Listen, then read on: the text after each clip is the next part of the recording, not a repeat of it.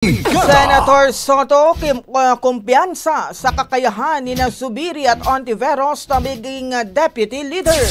Brigada Ann Cortez, i-brigada mo. Brigada Live Report. Naniniwala si Senate Minority Leader Tito Soto na karapat-dapat lang sa pwesto ng pagiging Deputy Minority Leader sina Senadora Risa Hontiveros at Senator Mig Zubiri.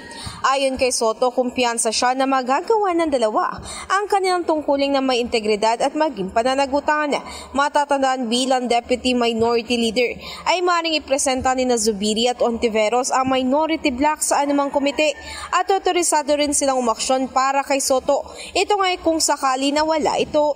Sa nakaraang kongreso tumayo si Hontiveros na Deputy Minority Leader ni dating sa Minority Leader Coco Pimentel.